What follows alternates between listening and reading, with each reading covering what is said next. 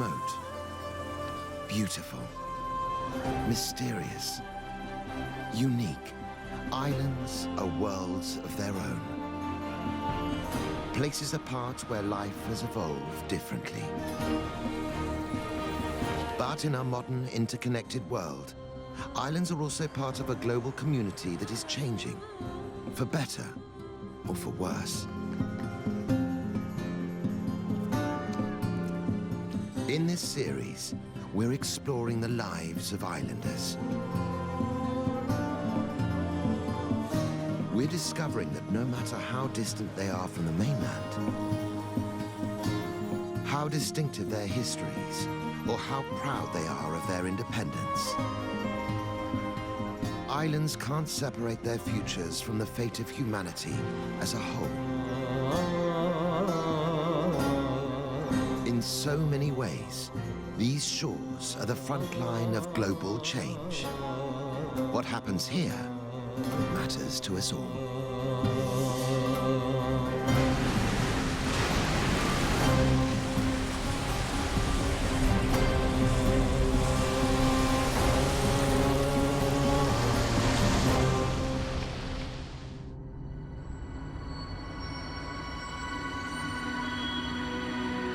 Sitting in the eastern Mediterranean is the beautiful island of Cyprus.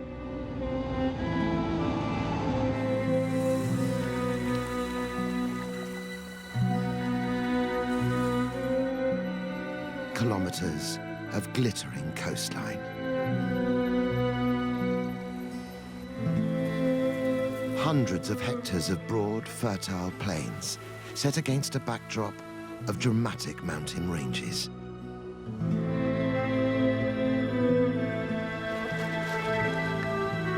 For visitor and resident, this could be paradise. But if Cyprus has been blessed by its geography, many would say it's been cursed by its location. At a key maritime crossroads between Europe, Africa, and the Middle East, the island has always been a stepping stone for marauding armies.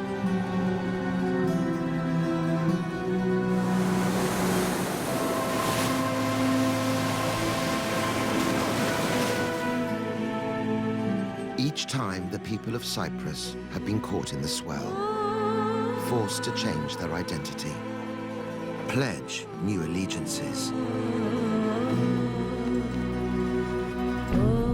But the bloodshed isn't all ancient history.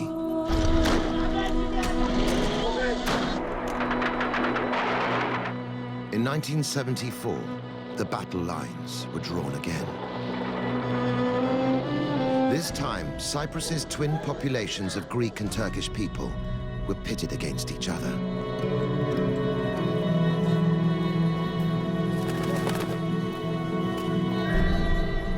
The violence left deep scars on the landscape of the island and the psyche of the islanders. Today, Cyprus is divided.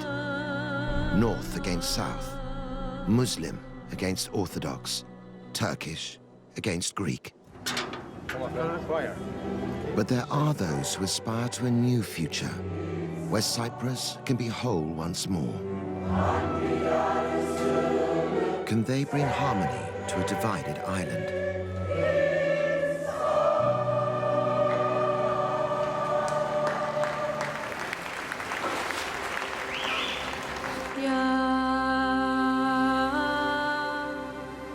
Cyprus is an ancient land of myth and romance.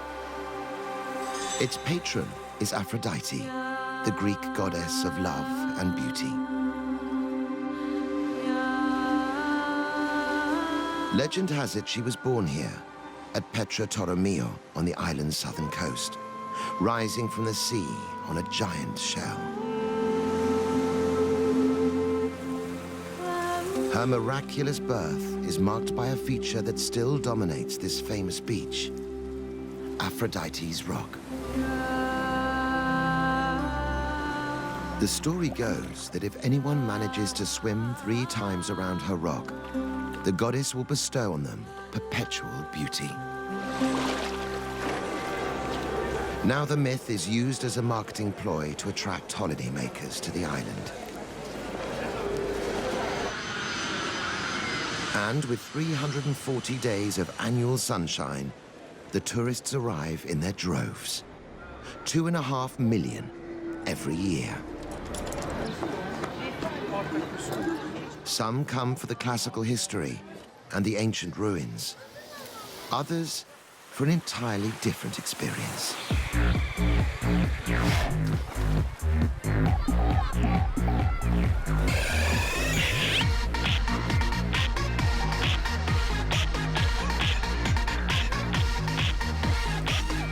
Cyprus has become the clubbing capital of the Eastern Mediterranean. Sleepy fishing villages like Ayia Napa and Paphos now pulse with a new beat.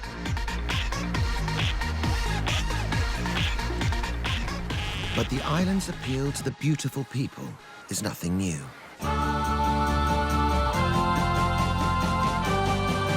In the 1960s, before mass-market tourism, the seaside city of Famagusta was playground to the rich and famous. The stars all holidayed here. Bridget Bardot, Elizabeth Taylor, Richard Burton.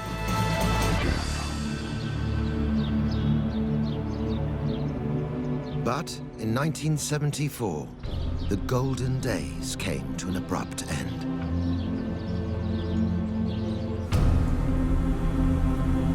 What happened here was no slow decline.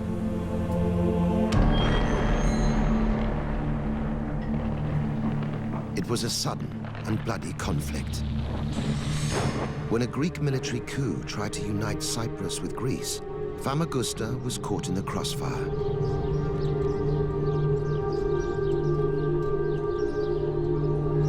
Determined to protect its people and its interests, Turkey responded with force. An emergency evacuation was completed just hours before the Turkish and Greek armies met in combat on the streets of Famagusta. Greek Cypriots fled south. Turkish Cypriots escaped to the north. By the time a ceasefire was negotiated, Turkey had taken control of the northern third of the island.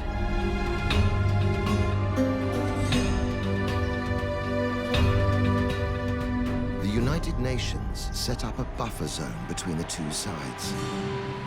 Known as the Green Line, it's now a permanent divide across the whole island. To the south, the Republic of Cyprus is Greek Cypriot. It's part of the European Union and is recognized internationally. To the north is the Turkish Republic of Northern Cyprus. No country except Turkey recognizes its sovereignty. Famagusta is now part of the Turkish north. Today, it's not the city's beaches, but the buffer zone itself that attracts visitors. They gaze from a distance at buildings abandoned since the conflict. The old tourist quarter, trapped in the no-man's land that cuts Cyprus in two. These signs of sudden departure still lie untouched. 4 decades later, there is little hope that the residents might return to take up their interrupted lives. Greek Cypriot farmer Andreas Hadziaros is one of those who's been displaced. His home village of Achna is trapped in the buffer zone, a mirage in the distance. Just 16 when the conflict erupted, Andreas remembers leaving everything when the Turkish army invaded.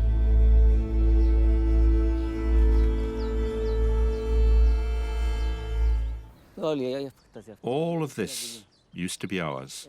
Now we're left with just this, which is about 1.5 hectares.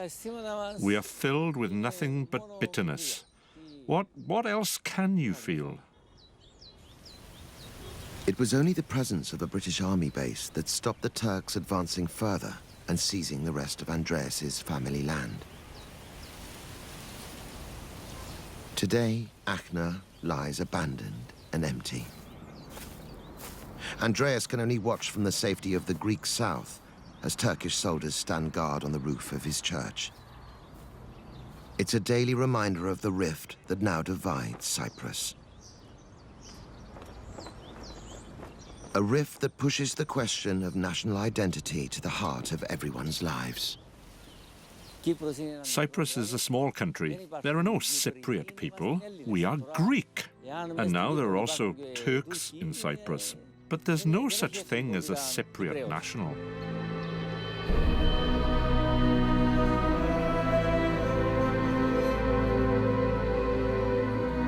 From its earliest history, people have fought over Cyprus.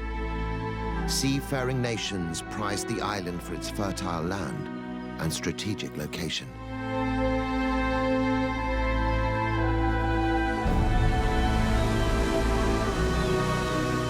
They came across the Mediterranean from Europe, Asia, and Africa. Each raid forced the people of Cyprus to serve a new master. Nowhere is this turbulent history more evident than in the ancient city of Salamis. This deep-water port was the ideal entry point for invading forces. The Assyrians, the Egyptians, the Persians, and the Romans all left their mark on Salamis. It's an archaeological treasure trove. 3,000 years of history lie buried here. Italian historian Professor Luca Zavagno has devoted much of his life trying to unearth its ancient secrets. Inside, there are archaeological opportunities and infinite dreams. There's an amphitheatre to excavate not far from here. The town was enormous, a Pompeii of the Middle East.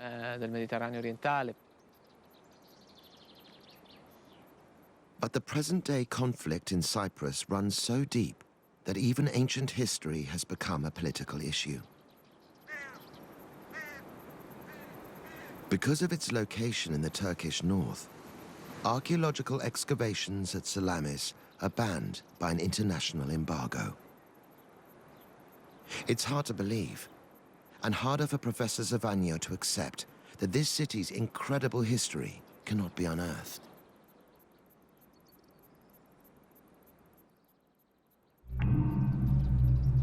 From the surface evidence alone, Professor Zavagno has been able to document a compelling history.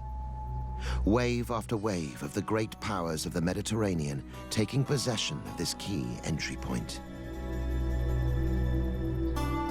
There is much more to discover about these astonishing ruins, but for now, their story is frozen in time.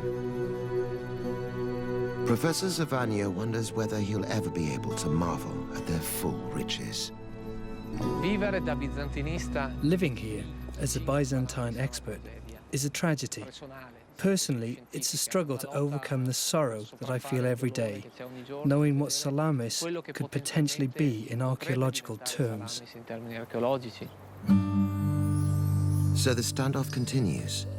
The pain and frustration of modern Cyprus manifest here in Salamis, an ancient city of unfulfilled Eastern promise.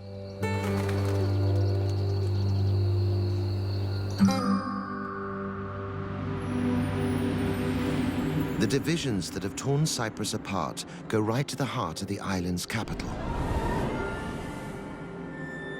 The Green Line runs through Nicosia, the last divided capital in the world.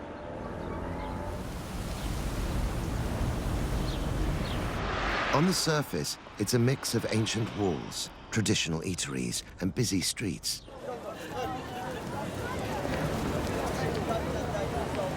But you don't have to look far to find the scars of division.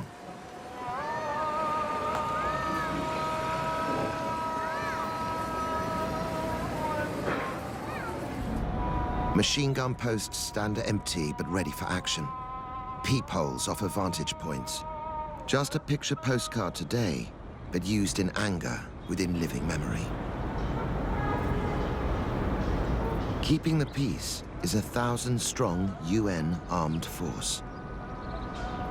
A constant reminder that the conflict between Greek and Turkish Cypriots is unresolved. Each side flies its flags. The Turkish population can trace their roots back to the 16th century. It was the Ottomans who brought Islam to Cyprus. When they invaded in 1571, churches were ransacked or converted to mosques.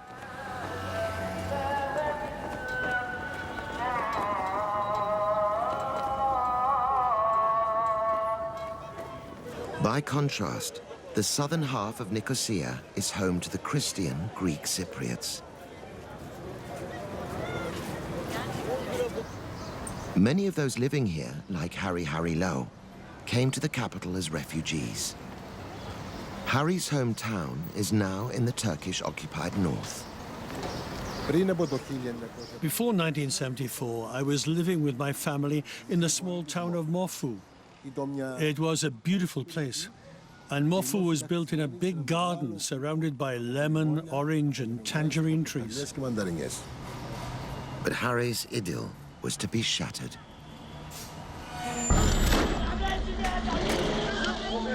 Since the 1960s, tensions between the Greek and Turkish Cypriot communities had often erupted into violence.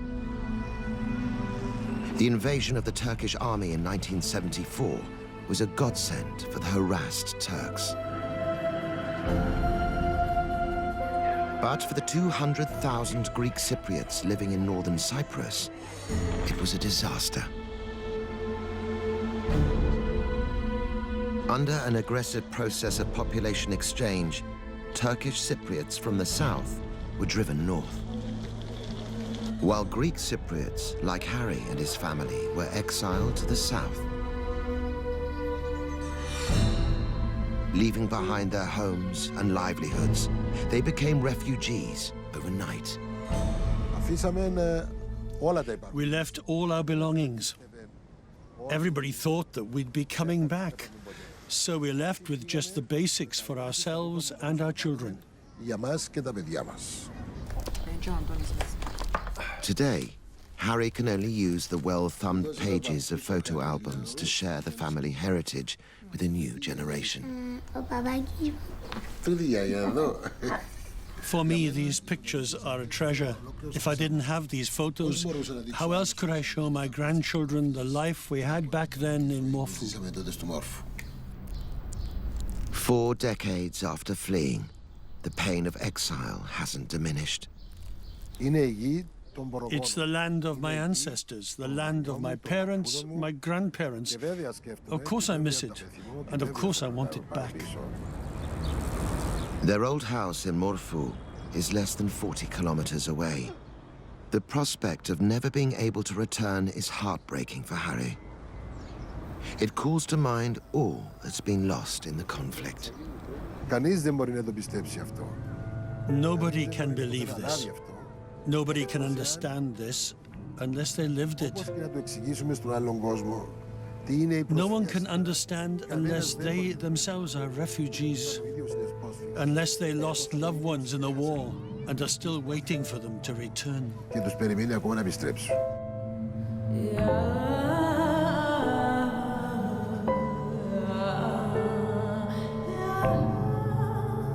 More than 2,000 people are officially registered as missing in the conflict. Political efforts to put an end to the conflict are also unresolved. Greek Cypriot presidents, from the iconic Archbishop Makarios in the 1970s to the more modern leaders, have failed to find a way forward.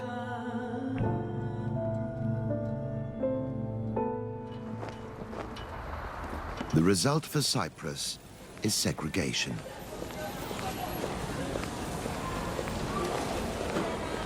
Two peoples living on opposite sides of a border, isolated by their differences.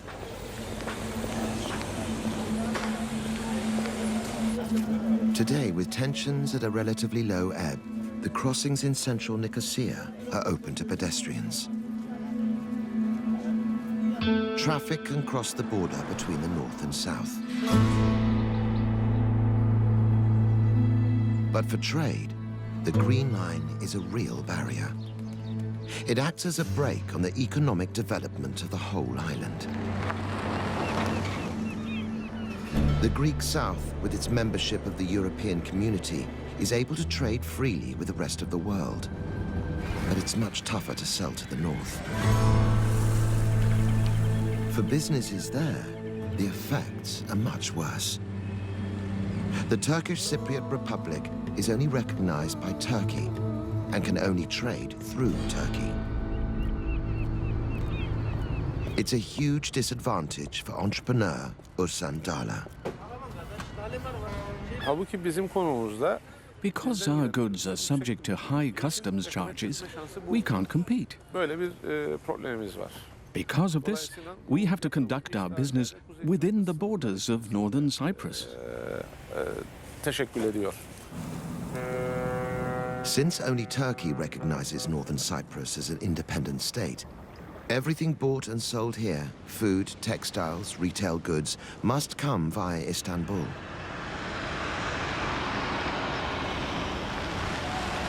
Even the post has to pass through Turkey first.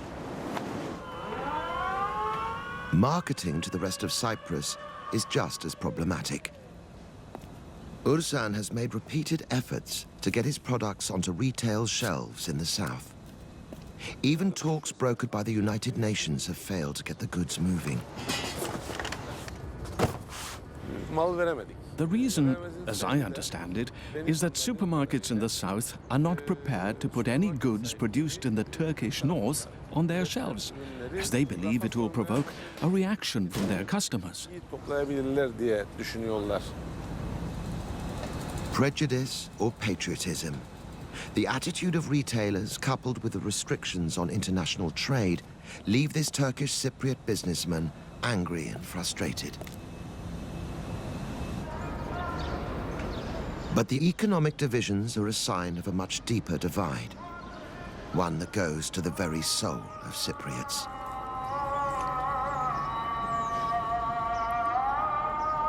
Their island is home to two major faiths, Orthodox Christianity and Sunni Islam. As tides of religious change have swept across Cyprus, what was once a sacred space for one faith has been appropriated by another. This was the Cathedral of St. Nicholas in Famagusta. Its Gothic architecture is typical of the churches of medieval Europe. But when the Ottomans took the city in 1571, they made this space their own. In keeping with Muslim tradition, they whitewashed the walls, removed the stained glass windows, and plastered over all the images of the human form.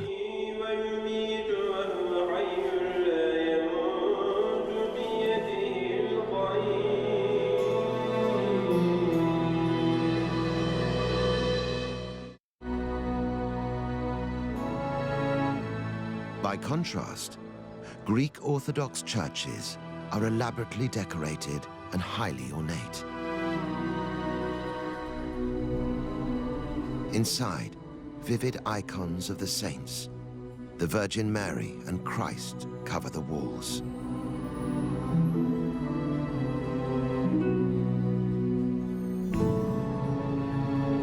The Orthodox religion is central to Greek Cypriot national identity.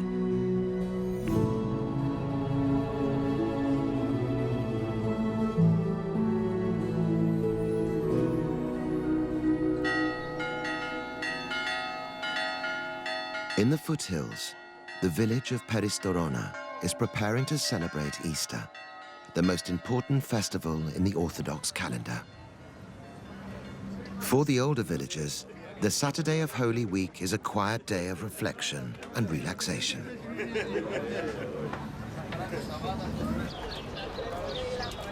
But for the young men, this is no time to switch off. The night before Easter calls for maximum vigilance. Weeks of painstaking effort are at risk.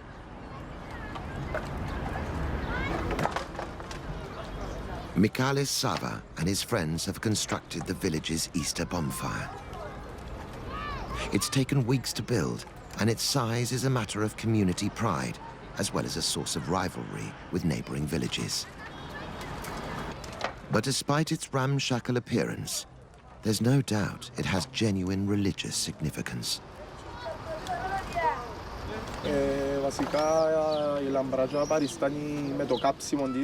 As you can see, on top of the bonfire there is an effigy of Judas, who betrayed Jesus. To show that we condemn him, we burn his effigy every year. Orthodox traditions like these permeate rural life in this part of the island. At the family home, Michaelis' mother, Maria, is also busy, preparing food for the Easter celebrations. It's a tradition she's determined to pass on to the next generation. Just as my grandmother and my mother taught me, I'm trying to teach my daughters, so when they have families of their own, they'll be able to make their own Easter preparations. After weeks of eating unleavened bread, loaves are again baked with yeast to symbolize Christ's rising from the dead. Religion is not just for Easter in the Sava family home. Their whole house is decorated with religious pictures. The icons, which is such a distinctive part of Orthodox practice.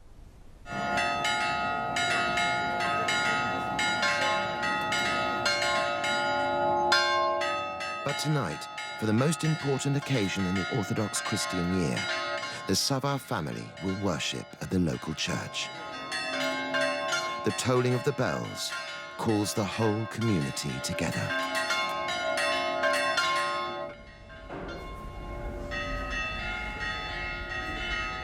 Some of the older villagers prepare by kissing religious icons and relics. It's a sign of honor and respect.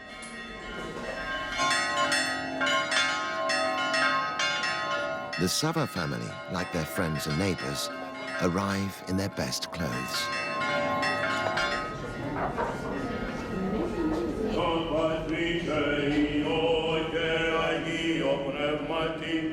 The liturgy dramatizes the events of the very first Easter, when Christians believe Jesus rose from the dead.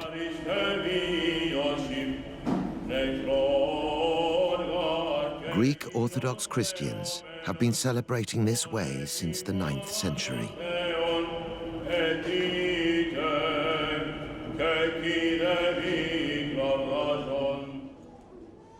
Just before midnight, all the lights are extinguished as the faithful wait for the moment of Christ's resurrection. This is the darkest moment of the whole church year. The sense of anticipation is very real. At the stroke of 12, the priest emerges.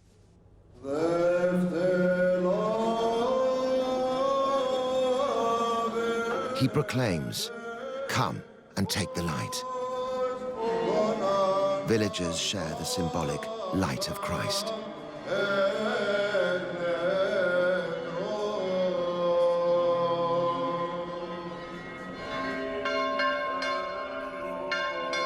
The procession outside represents the journey of Mary Magdalene and Mary, the mother of Jesus, to his tomb on the first Easter morning.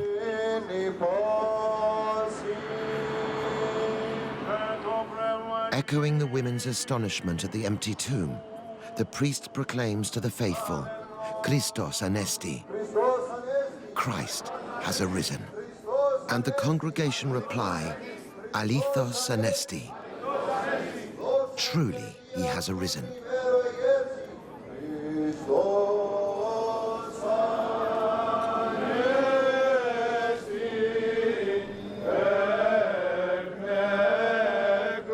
Behind the church, the young men finally get to see their weeks of work go up in smoke.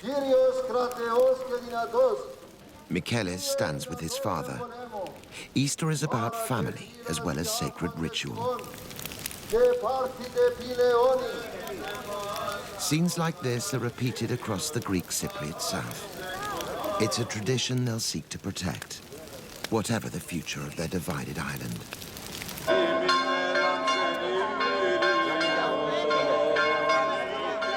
As the Sava families say their goodbyes, they've one more tradition to observe.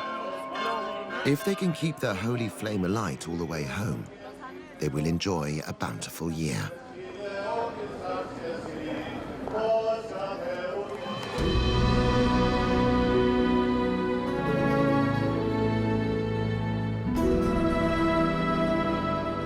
But there is one passion that unites Orthodox Christians with their Muslim neighbors: a deep love of their landscape.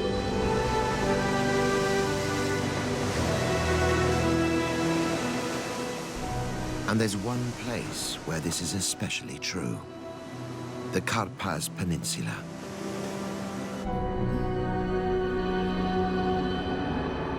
Known as the Panhandle, this extension of land juts out for more than 80 kilometers from the Turkish-dominated northeast of the island.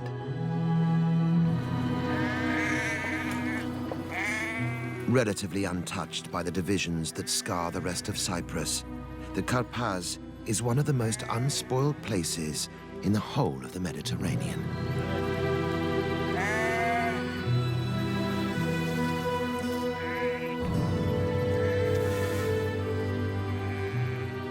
It's also home to a unique community.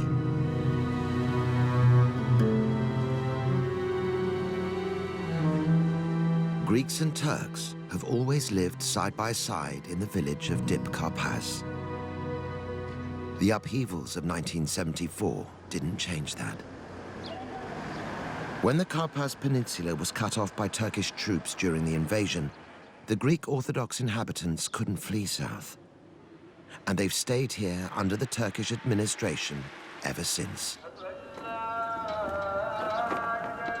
Today, the village's church welcomes the Orthodox faithful just across the main square from the mosque, and it's called to prayer.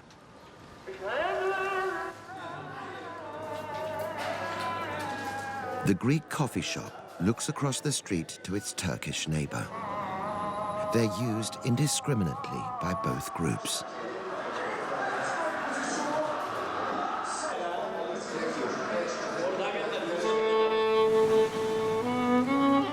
Further along the coast is an even more extraordinary example of religious and cultural harmony.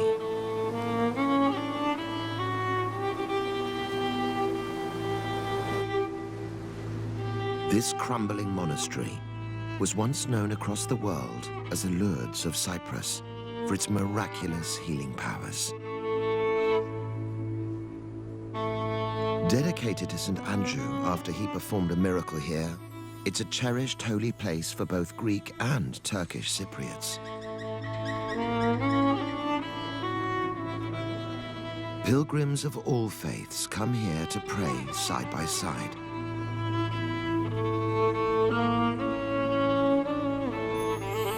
Tamata, prayer offerings to the saint are left in gratitude for a prayer answered or as a reminder that the sick are in need of healing.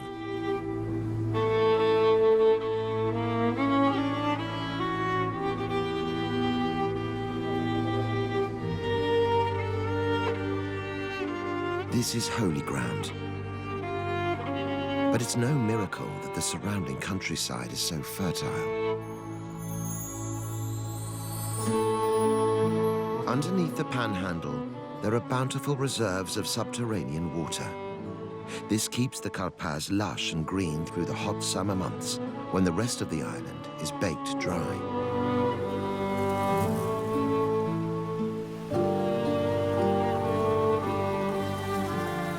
The region is rich in tobacco, fruit and olives, and has a long agricultural tradition. It was the lure of the landscape and the promise of a simple life that drew Turkish Cypriot Ismail Jamai and his wife Lois back to the Karpaz after long careers abroad. I'm a Cypriot, actually. That's why I came back. We also returned for the children. To raise them in a nicer environment, we brought them here so that they can grow up bicultural and bilingual. Ismail grew up near the village of Bukanok. He remembered it as a place of mixed cultures, Greek and Turkish side by side. But when Lois arrived here in 1986 and began to immerse herself in the culture, she was dismayed to discover the truth. The Greek villagers had been forced out. 74'ten sonra Rumlar istemedi kalsın. After 1974, Greek Cypriots didn't want to leave the village. It's a nice village, they said. We didn't do anything. We're friends with Turks. Türkler istemediler. But the Turkish military Çünkü şimdi forced them Türkler out. güç vardı, askerler var. Zor yaptılar. 16 Greek villagers were killed in the upheavals. The bloody history is never far from people's minds. Day after day, we talk about politics. Day after day, we are confronted by the Cypriot problem. When old people talk, they say, it was like this before 1974. It was like that before 1974. They're still hopeful. They want their old life back. To help Bukanok move on, Lois and Ismail have led a campaign to make the community a self-sustaining eco-village. They recycle rainwater, use solar panels, and press their own olive oil in the time-honored way. This is a visionary couple leading their own revolution in Cyprus. It's a cultural revolution rooted in everyday life. For Lois, this means embracing traditional ways of living, cooking using only natural ingredients and methods. Ismail has revived the craft of carving, using olive wood, which would otherwise be left to rot. In ecotourism, culture, traditions, and nature are important. If we promote these, I believe we'll be strengthening identity. A committed couple, a few simple steps, one small village getting behind them. These may be the stirrings of a grassroots movement towards change.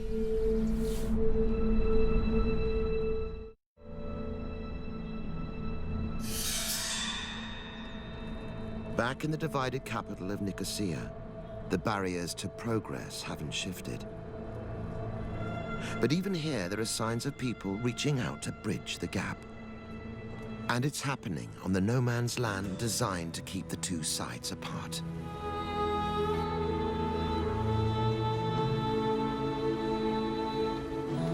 Marine engineer George Spirou believes real reconciliation between Greeks and Turks may be possible. In 1997, he co-founded the Bi-Communal Choir for Peace. It's a 50-strong group of Greek and Turkish Cypriots.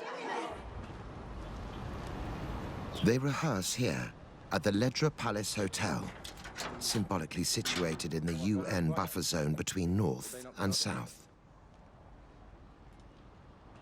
It was here that the UN administered the exchange of prisoners between the two communities in 1974. Now, people come of their own free will to meet and voice their hopes for a different future. Έτοιμοι?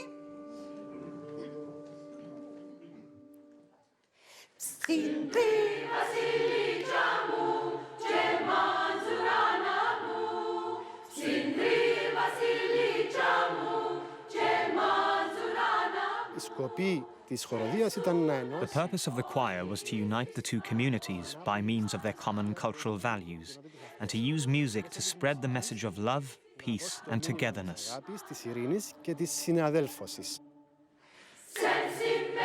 George was born in the south to Greek Cypriot parents during a turbulent period of intercommunal riots. He'd never even spoken to a Turkish Cypriot until he was 38 years old.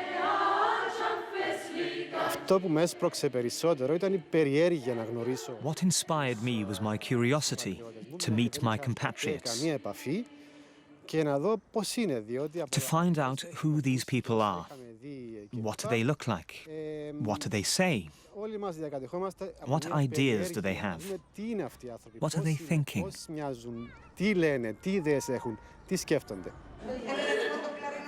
George's quest for harmony struck a chord on both sides of the community.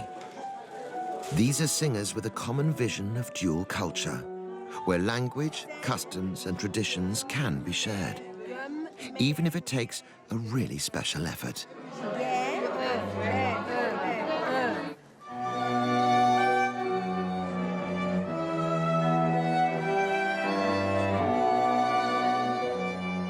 Songs from both cultures are featured, and the choir is led by two conductors, one from each tradition.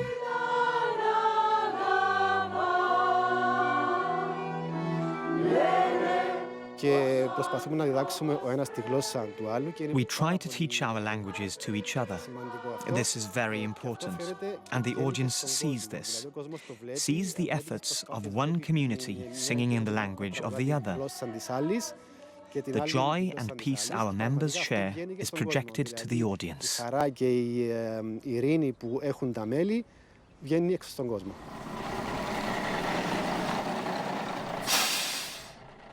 Tonight the choir have come to the village of Athienu, a small Greek Cypriot enclave surrounded by Turkish-held land.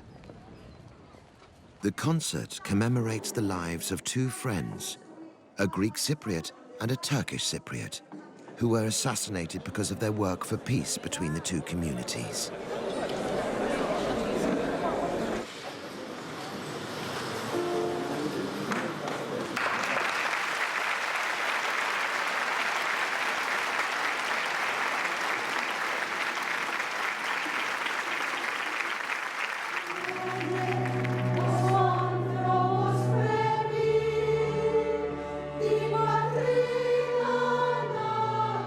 They may be welcome here, but to spread their message of harmony wider, the choir must strain to be heard against the clamour of division and prejudice that's gone on for so long.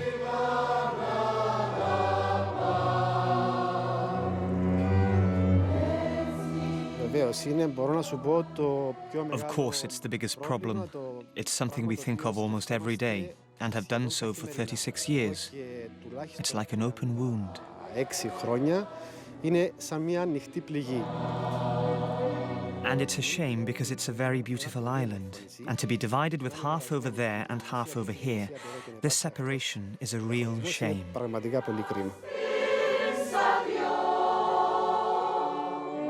All of us, Greek Cypriots and Turkish Cypriots together, could make Cyprus a paradise.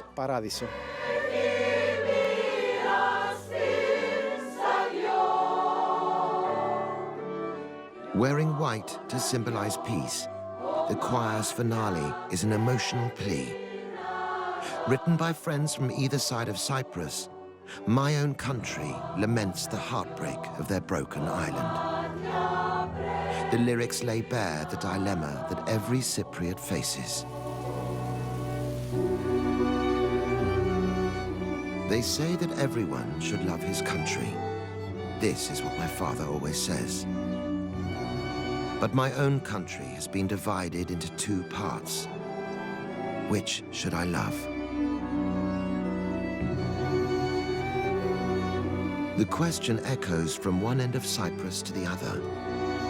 All over this island, north and south, Muslim and Orthodox, Turkish and Greek. There are people who long for a time when the love of one's country no longer means choosing between one side and another. Their voices are being raised, but their waiting is not over yet.